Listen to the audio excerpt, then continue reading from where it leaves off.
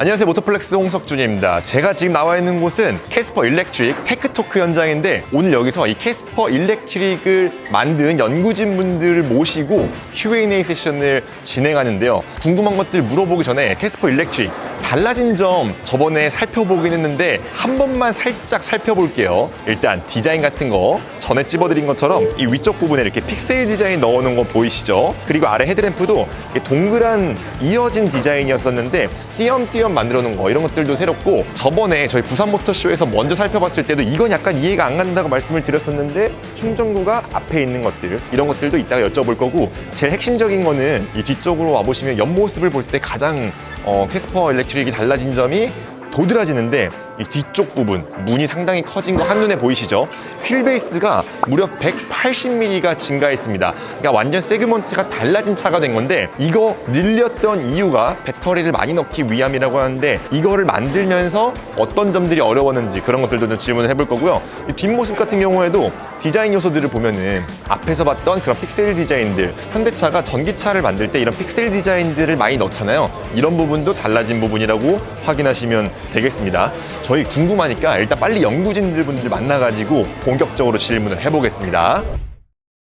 오늘 캐스퍼 일렉트릭 이 Q&A 세션 이렇게 테크토크 열심히 만들어주셨는데 어떤 거 담당하셨는지 자기소개 간단하게 부탁드리겠습니다. 저는 캐스퍼 일렉트릭 프로젝트 매니지먼트를 담당하고 있고요. 네. MSV 프로젝트 3팀 정원구 책임 연구원이라고 합니다. 그러면은 이 캐스퍼 일렉트릭을 만드는데 총괄해가지고 전체적인 스케줄 다 컨트롤하는 분이신 거네요? 그 전반적으로 조금 매니지먼트 하는 게 역할이고요. 그러다 보니까 좀 골치가 많이 아픕니다.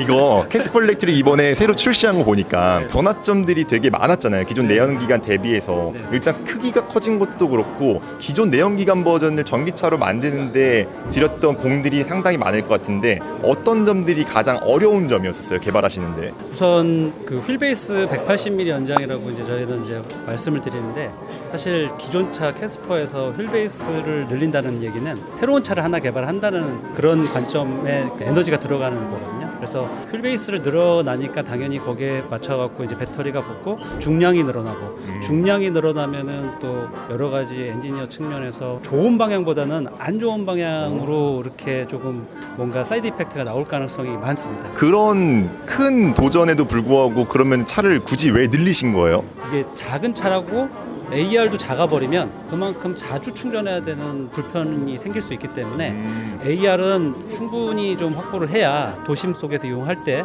자주 충전을 조금 피할 수 있을 거라고 봐서 300km 이상의 AR을 확보를 하려다 보니까 에너지 밀집도가 높은 NCM 배터리를 사용해서도 휠베이스를 일정도 늘려야 AR 확보가 돼서 이렇게 늘리기 결정을 했습니다. 그러면 기존에 차를 늘리지 않은 버전에서 전기차로 만들었으면은 주행거리가 어느 정도 확보될 수 있었던 거예요? 그 초반에 이제 검토를 했을 때는 시뮬레이션 추정값이긴 했는데 한 270km 맥스, 270km 정도 수준일 수밖에 없었고요. 미래를 좀 봤을 때는 충분한 AR, 거기에 맞는 안정적인 전압폭대를 확보하기 위해서 300km 이상을 맞추기 위해서 어쩔 수 없이 늘릴 수밖에 없었다는 거죠. 맞습니다. 원래 캐스퍼 길이에서는 한 270km밖에 안 나왔기 때문에 조금 더 욕심을 냈다라고 보시면 되겠네요. 맞습니다. 그러면 제가 궁금한 게, 요즘에 좀 민감할 수도 있는데 최근에 이제 전기차 가만히 서 있다가 막 폭발하고 불나는 경우들이 많이 있잖아요. 이거 지금 들어간 배터리는 어디 거예요? 지금 배터리 셀은 인도네시아에 네. 그 현대차랑 그다음에 LG랑 합작한 조인트 벤처 회사에서 셀을 공급을 받고 있고요. 동일한 셀을 EV3에서도 같이 사용하고 있고. 요즘에 의외로 달리다가 화재가 나는 것보다 가만히 주차해 있는 환경에서 화재가 좀 많이 발생하는데, 이런 것 대비해서 좀 배터리에 추가한 기술들이 있으실까요? 화재를 지연시키는 기술이 보다는 더 근본적으로 차량이 가혹한 조건에서 배터리에 데미지가 이제 가지 않도록 방어해 주는 게 일단 제일 근본적인 좀 원천적인 기술이라고 보고요. 그래서 저희가 거의 한 2년에 가깝게 프로토와 파이로트 단계를 막 거치면서 배터리 시스템 자체적으로 내구성을 굉장히 가혹한 조건에서 테스트를 하고, 차량단에서도 그 테스트를 하고, 그 차를 가지고 30만 킬로를 또 내구 시험을 하면서 그런 데미지를 먹지 않도록 차의 안정 상태를 만들고, 그런 그럼에도 불구하고 불량이 있다든지 어떤 문제로 인해서 열전이가 시작이 됐다면은 네. 그 열전이를 승객이 안에서 배터리 모니터링에 대한 경고를 보고 즉시 대피를 할 수 있는 그 시간만큼 지연시킬 수 있는 그런 기술도 지금 적용이 다 돼 있습니다. 그러면 가만히 서 있다가 갑자기 폭발이 시작되더라도 다른 데로 전이가 되지 않게 막아주는 기술이 적용됐다는 네, 거네요. 지연을 시켜서 충분히 대피할 수 있는 시간을 대피할 벌어줄 수 수 있는 있는 시간을. 확보할 수 있도록 그렇게 기술이 적용돼 있습니다. 알겠습니다. 오늘 잘 들었습니다. 네. 감사합니다. 네, 고맙습니다.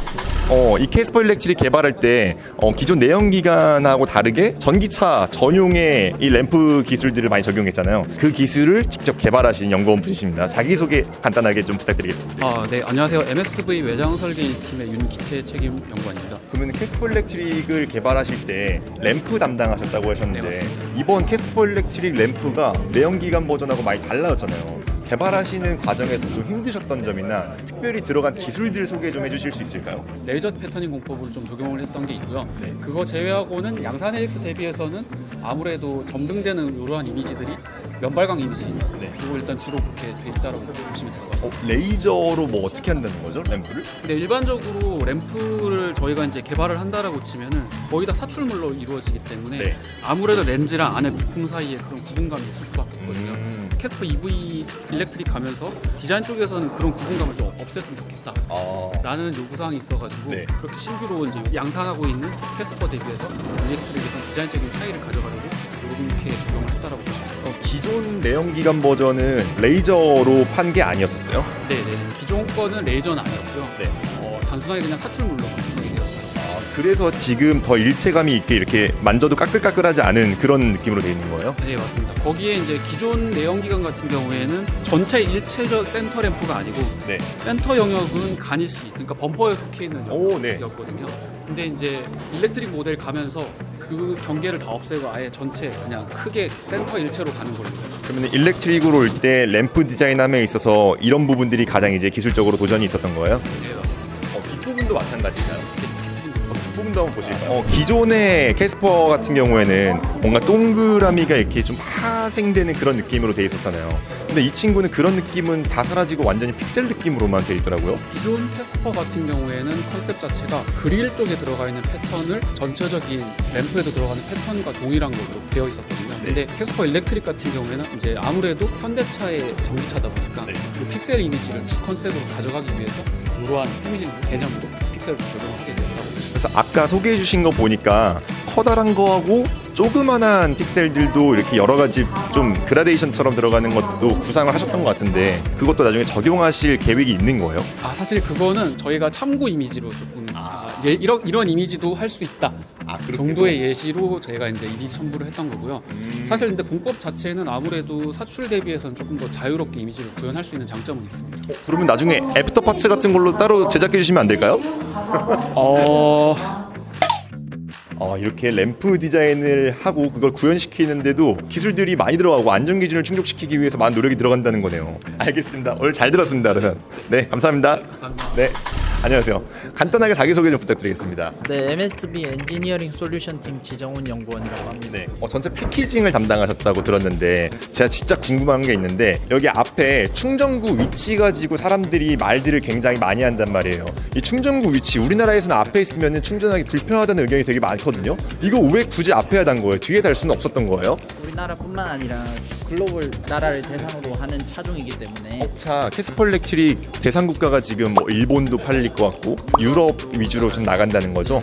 네. 그러다 보니까 그 시장들을 고려하기 위해서 이 앞쪽에 위치하는 것이 가장 최적의 위치다. 그 운전석 위치랑 이거 충전구 위치랑 어떤 연관성이 있는 거예요? 쉽게 이해를 하시게 되면은 일단 운전에서 나와서 주유소가 있는 위치를 생각하시면 될 것 같습니다. 그래가지고 우리나라 차들이 보통 좌핸들이니까 충전구나 주유 위치가 다 왼쪽에 있는 거예요. 나오자마자 바로 할 수 있게. 지금 그런 걸 감안해가지고 앞쪽이 더 유리하다. 그래요? 해외는 뭔가 주차를 그러면 앞쪽으로 하시는 분들이 많은 건가? 해외는 생각보다 전면 주차하시는 분들도 많고 주유하는 방식이 우리나라랑 조금씩 다릅니다. 그런 것들을 전체적으로 다 고려해봤을 때 앞쪽에 위치하는 것이 좀 더 최적의 위치다라고 판단해서 충전구를 앞쪽에 위치하게 됐습니다. 맞아요. 뭐 그런 부분이 많더라고요. 유럽이나 일본 같은 데 가면은 앞으로 주차하시는 분들이 생각보다 되게 많더라고요. 그런 부분을 감안했다는 점으로 들리네요. 맞습니다. 네, 알겠습니다. 오늘 답변 감사합니다. 안녕하세요. 간단하게 자기소개 좀 부탁드리겠습니다. 네, 안녕하세요. 현대자동차 남행연구소에서 PMSA 기능 개발한 하정우 연구원이라고 합니다. 이름이 하정우시네요. 생긴 것도 굉장히 잘생기셨는데 이번에 캐스퍼 일렉트릭 개발하면서 이 페달 오조작 방지 기능 있잖아요. PMSA가 그 줄임말인데 이거 개발해서 넣은 게 가장 큰 화제를 몰고 있어요. 이 기능 어떻게 작동하는 건지 간단하게 설명 좀 부탁드리겠습니다. 일단 PMSA 기능의 이름은 페달 오조작 안전 보조 기능이고요.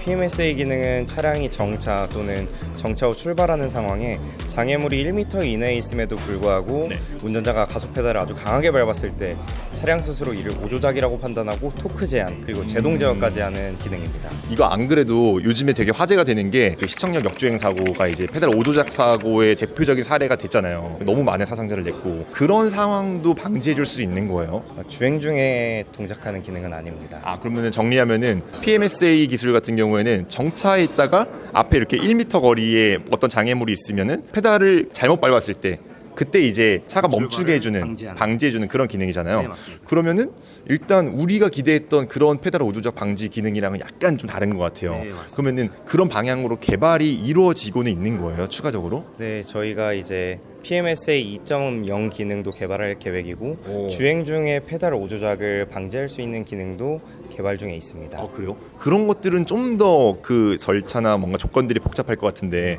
좀 힌트를 주시자면 어떤 개발 방향을 가지고 개발 중이신 건가요? PMSA 기능과 대비해서 네. 차속 조건이 PMSA는 아주 정차거나 아주 저속인데 네. 주행 중 페달 오조작 경우에는 차속 조건이 사라지게 되겠죠.